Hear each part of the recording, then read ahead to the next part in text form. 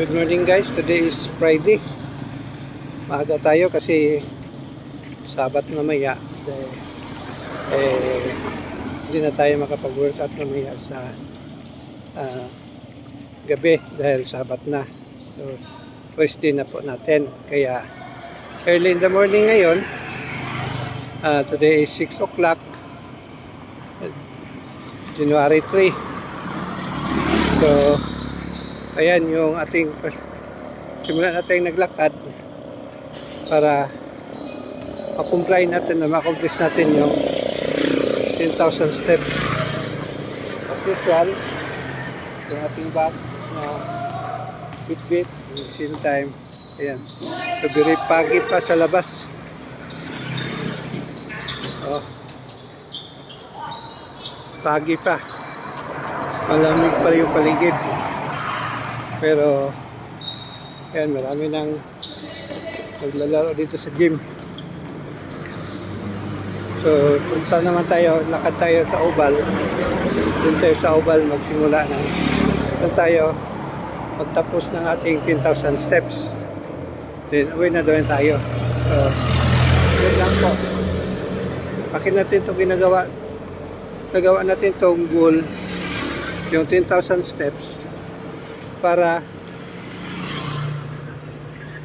matulungan yung ating puso, ating katawan na mag-pump ng maayos, para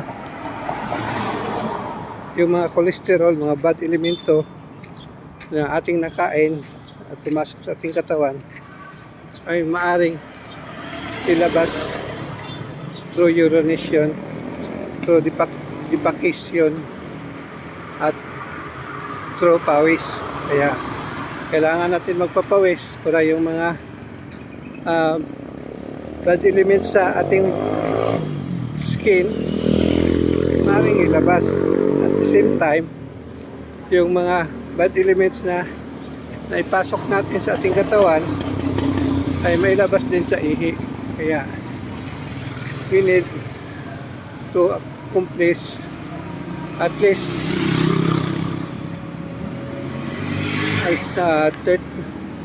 3,000 steps. Pero tinasa na natin yung ating goal every day, dahil mas masarap yung mas na tatagtag yung ating katawan. Tulad kagabi ay naka 15,000 steps tayo kagabi. Ayan, 15,000 steps yung na-try natin kahapon. So, nang umuwi ng bahay, ilang minutes lang, nakapag bedtime sima lang, tapos na, tulog na. Then, maagang gumising alas 4 para mag-morning shakaret o mag-morning prayer. Then, nag-prepare ng konti, nag-set up ng ating replay, ating live. At then ito, naiwan na yung naka-live doon. Pumunta naman tayo para maglakad, para mag-exercise. Ayan po. So, ganoon na po yung ating live dito.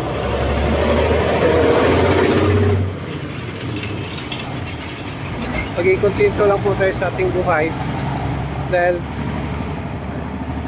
hindi naman tayo dito forever, kundi tayo ay lumilipas lamang. So gawin na natin yung tama, alagaan na natin ang ating katawan na maging healthy, at the same time maging happy, para tayo ay pagpalain ng ating Hasim. So we just trust the Creator na ginawa niya itong katawan natin na kumpleto, may panglaban.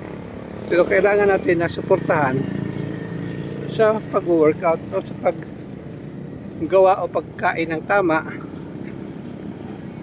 na yung inuutos niya at hindi yung pinagbabawal.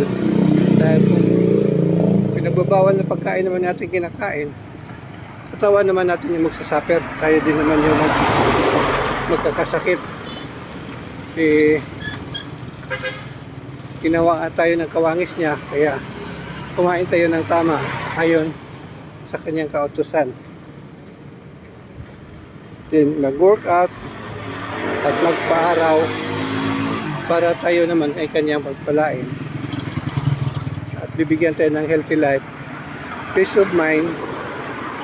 Pinaka-importante yung peace of mind, hindi yung stress, dahil yung stress ay yan yung nagiging cause kaya tayo nagkakasakit, kaya tayo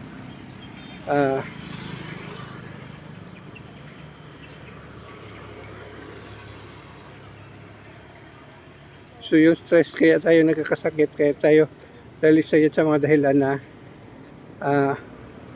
yung pag-iisip natin at takot na mawalan tayo ng hanap buhay, mawalan tayo ng pagkakitaan at sleep time, mawalan tayo kung anong mawawala. Takot tayo dahil wala tayong tiwala sa ating Creator na tayo ay ginawa para lamang sumunod sa Kanya at matakot sa Kanya. Kung magkaroon ka ng takot, dapat na masunurin ka.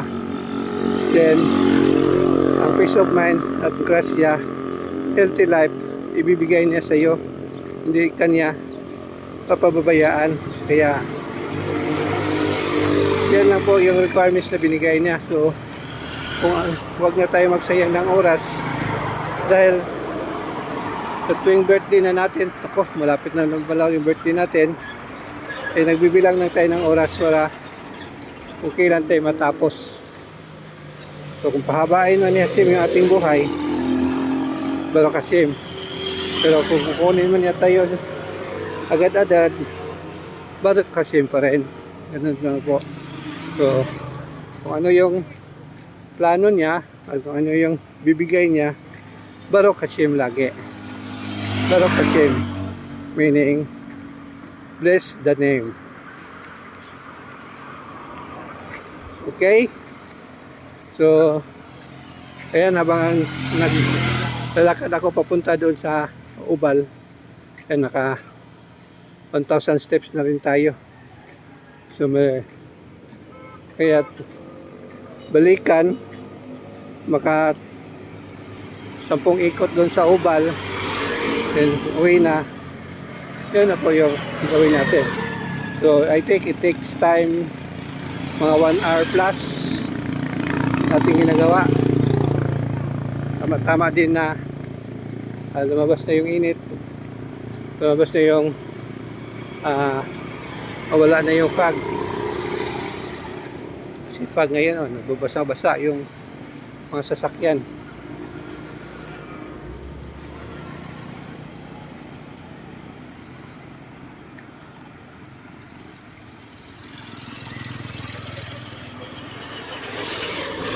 So, nag-walking tayo dito sa Capitol area. Ito yun. Dito maganda maglakad-lakad kasi puro nature yung padadaanan natin. Bihira lang yung tao at mga, kasi kung doon ka maglalakad sa may mga matao, may mga aso at kung ano-ano pa na ahabol sa iyo.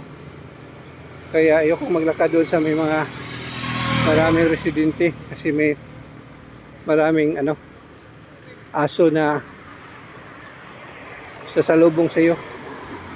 Dito government area at peaceful naman dito sa lugar namin, di tayo matatakot. Pero kung may mga masasamang loob,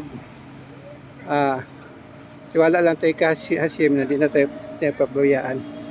So any evil inclination,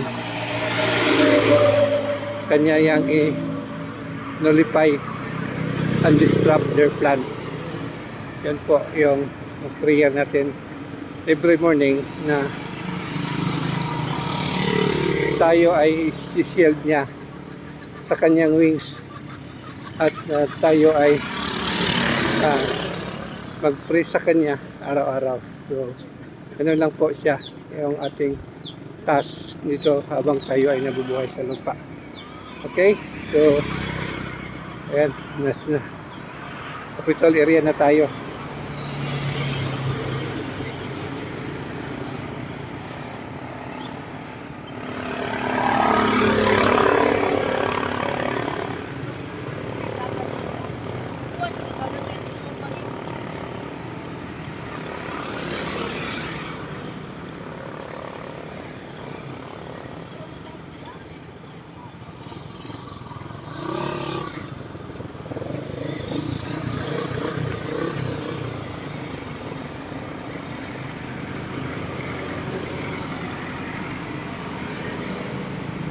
Ano pa rin, hindi pa rin nawawala yung fog doon sa ano.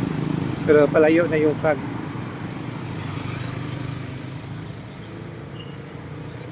Yan, si attorney Ana Alvarez. Yan yun po ang anak ng ating dating amo na ngayon ay tumakbo ng board member. So sa mga taga Davao del Norte, suportahan po natin yung ating batang-bata na maging board member, attorney Ana Alvarez, at yung mama niya si Madam Emily o si Ninang Emily Alvarez, pagka city councilor ng Tagum. So, ayan, di pa naman kampanya ngayon, so saibit lang yun. Tatamaan pa tayo ng electioneering.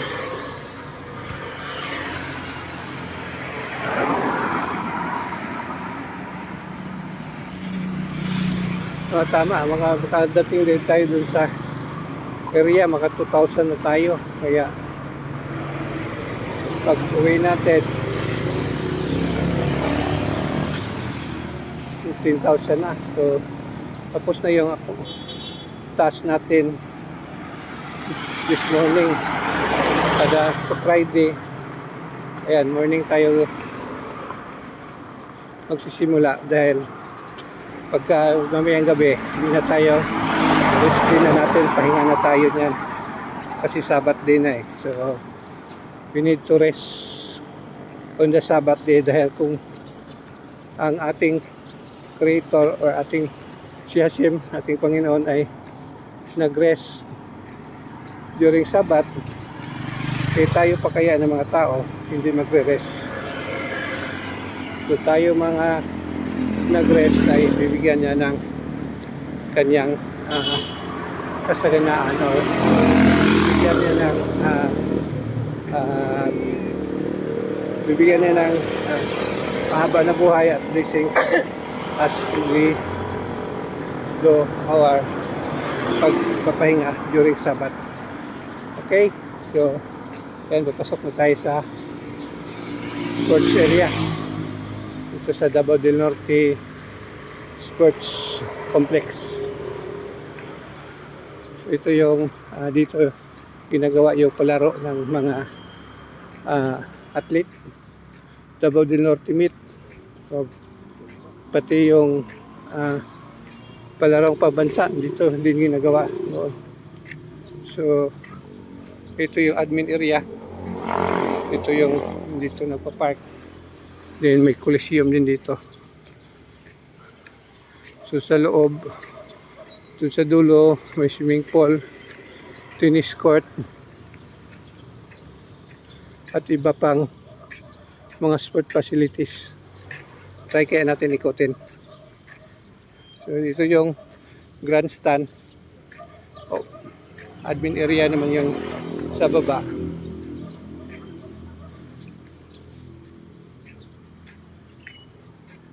Ikutin natin, doon tayo saka tayo pumasok sa ubal.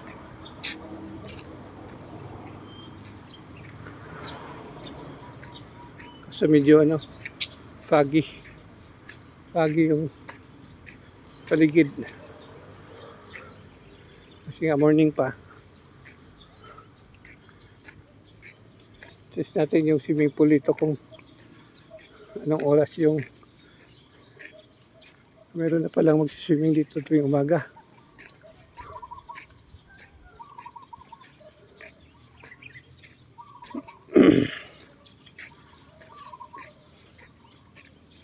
tingnan natin kung ano.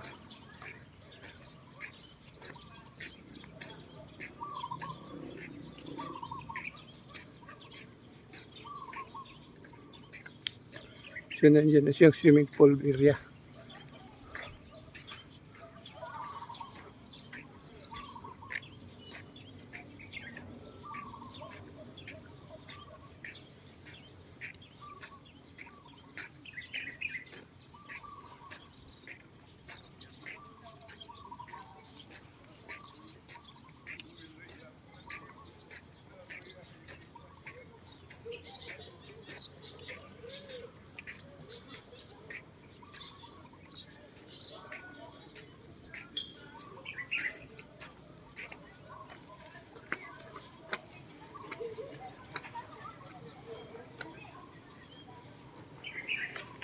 Canteen area.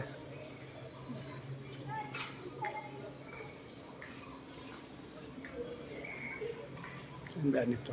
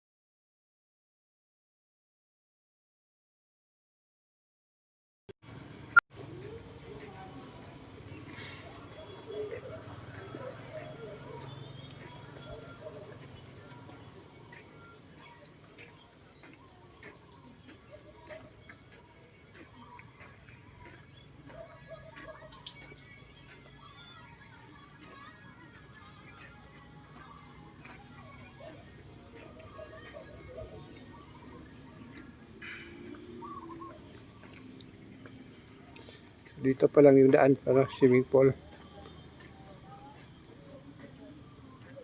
Sa gilid.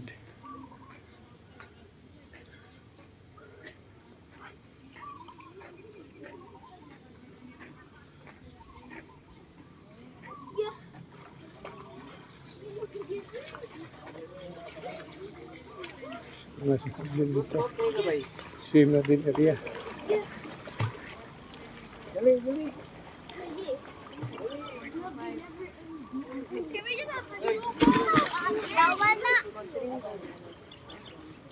Medyo malalim din pala.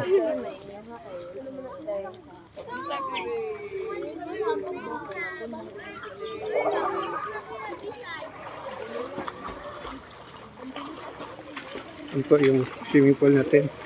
Yan po yung nagpa-practice man yata sila. Mga athlete. Yung maliit na swimming pool. Doon naman yung malaki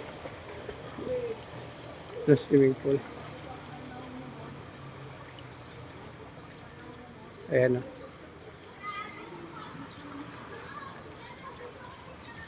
So, ikutin natin. Saan ko dito? Baka pwede dito maligo. No cold water under treatment.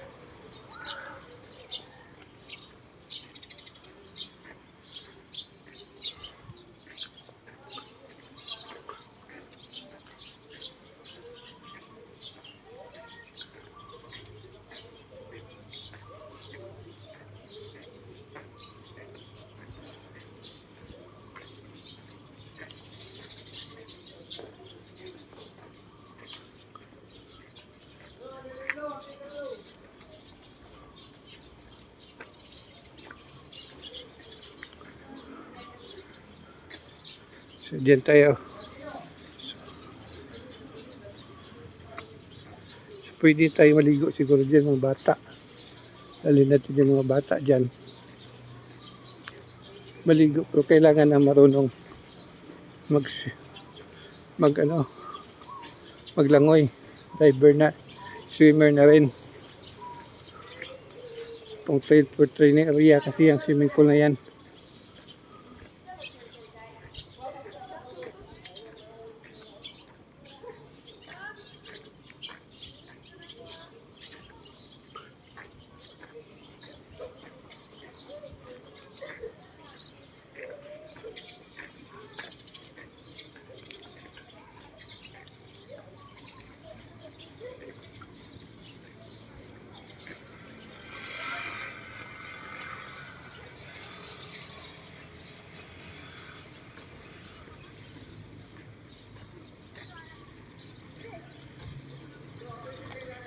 Doon sa likod ng daanan, wala dito sa harap.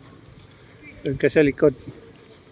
Yung dumaan sa kung paligo ka sa swimming pool na yan. Hindi ko lang alam kung may bayad or magkano.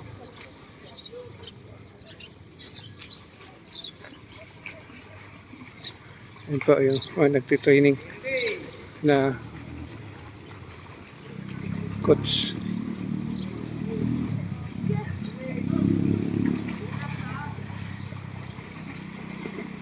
Training ang pala to.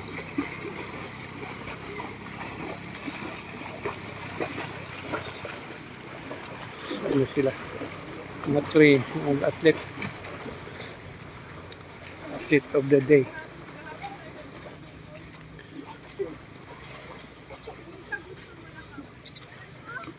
Okay, basta yan.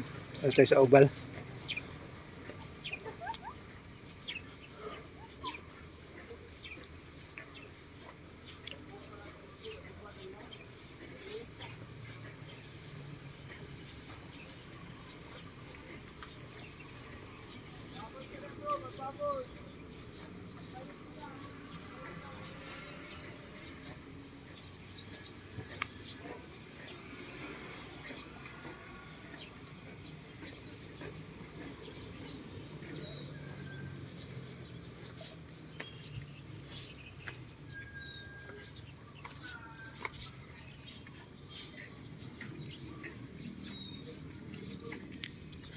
Punta tayo doon sa may tennis court.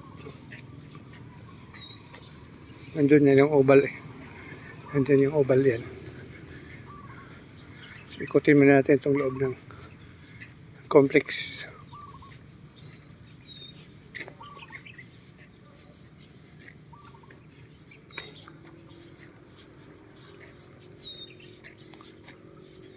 Yung tennis court kung may naglalaro. Pwede tayong bumili ng racket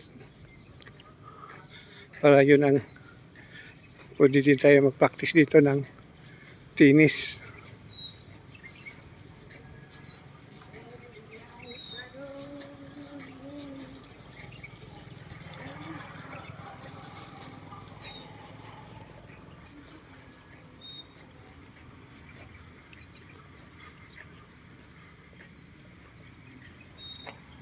Itong dito sa kabila, ano to?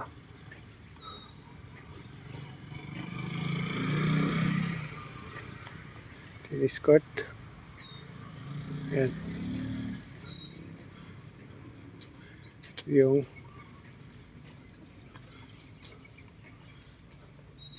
tennis court area nga. Yung mga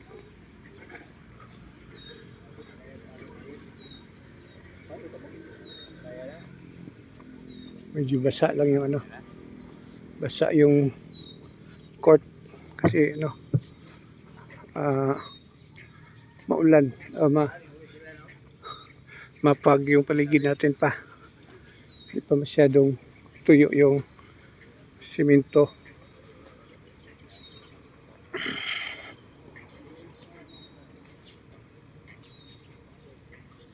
So may dalawang court dito sa tennis court. Yan.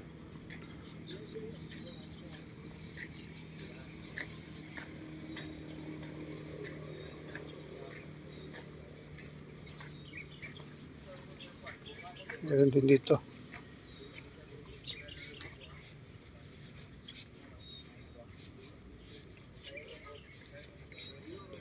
So apat na court. Pwede tayo magtinis. Dito.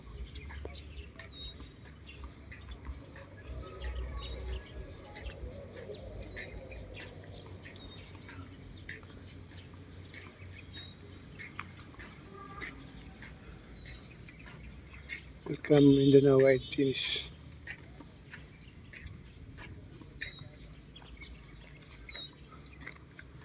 Ito naman dito yung football o soccer. Dito. Sobrang lawak talaga ang area na to.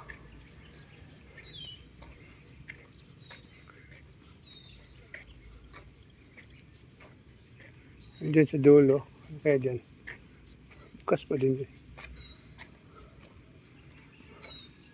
Tingnan natin. Think gym yata yan.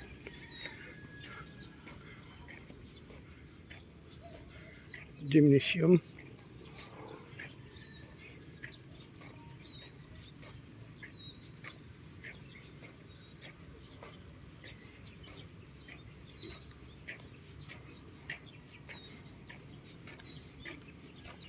Dabnor.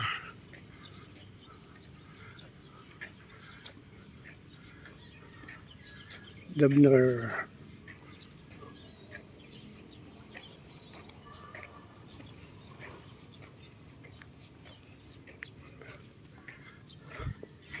Dito yung boxing yata.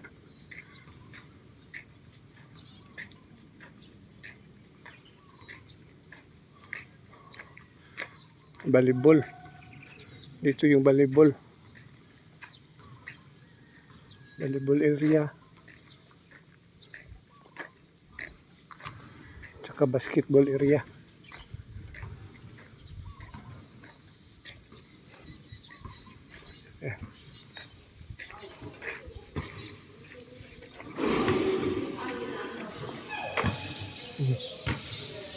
Laki. Basketball, volleyball, basketball court pwede.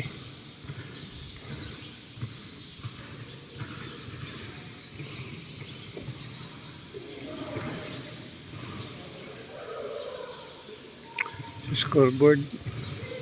Laki ng lugar.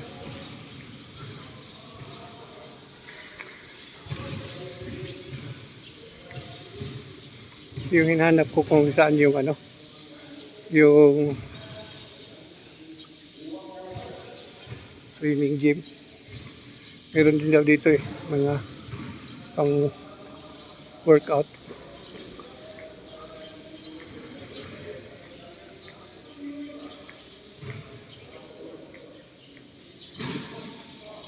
Portalet CR.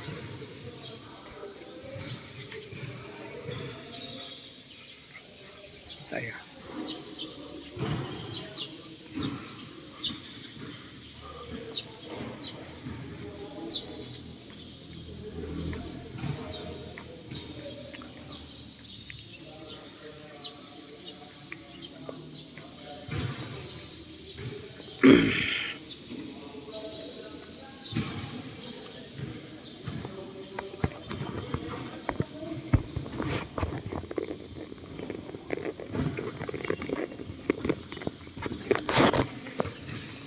Sa basketball area.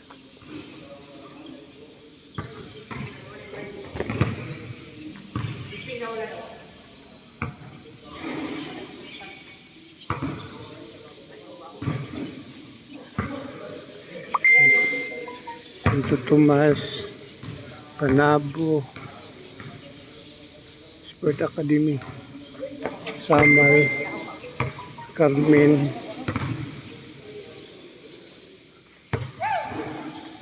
Gaulio Duhali, Sunsyon, Kapalong, Corelia,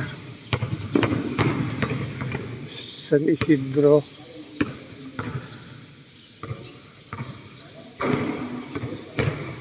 Tagum, Talaingod.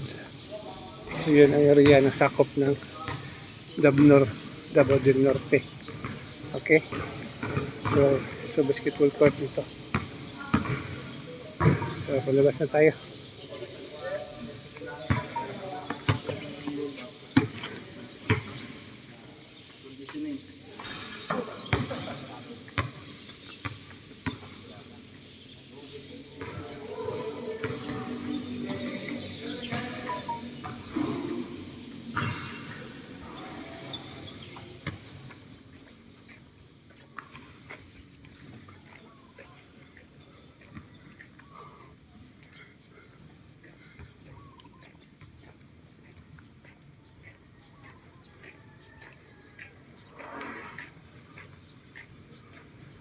At balik na tayo. Ubal na tayo.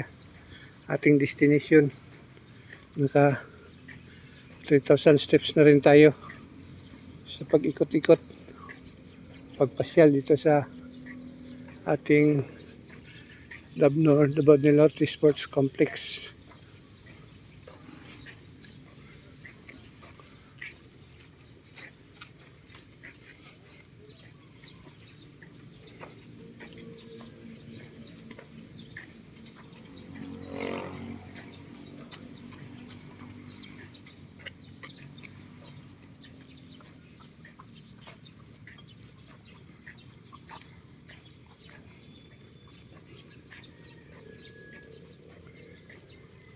Dito yung mga soccer, football, mga ground field dyan. Baseball, kahit ano-anong mga malalawak na area.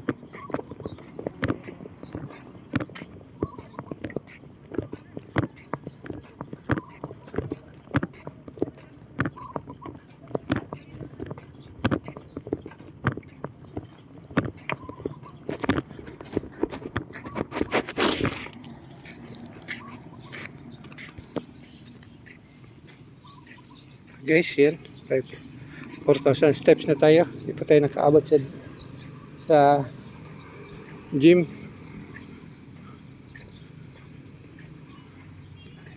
Saktong ikot natin sa buong Coliseum. Naikot na natin.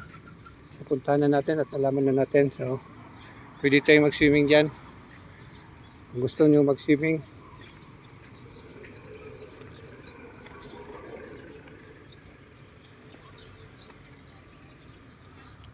So, nandito na tayo sa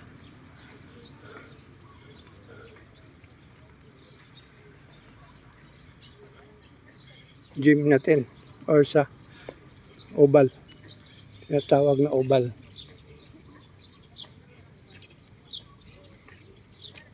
So, maraming naglalakad, nag-exercise dito every morning. Buong araw. Kahit anong oras, open naman to. Hindi naman to nagsasaray. So you can join here as kung gusto mong mag-workout at kung gusto mong exercise dito sa oval ng Dabnor. So open tong area na to para ikaw magtakbo-takbo. So ngayon medyo basa lang yung track, pero hindi naman siya madulas. Okay lang naman. Kasi parang ano siya, parang maliliit na ano, na balas yung ginamit dito sa truck.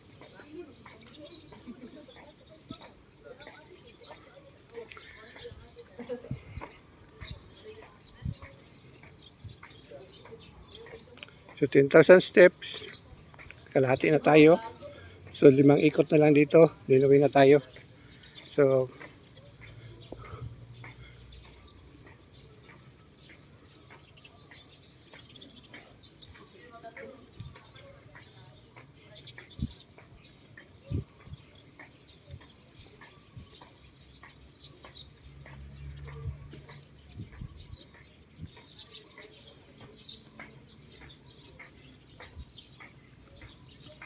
So yun lang guys, babalik tayo mamaya pag tapos natin yung 10,000 steps kay Barokashim.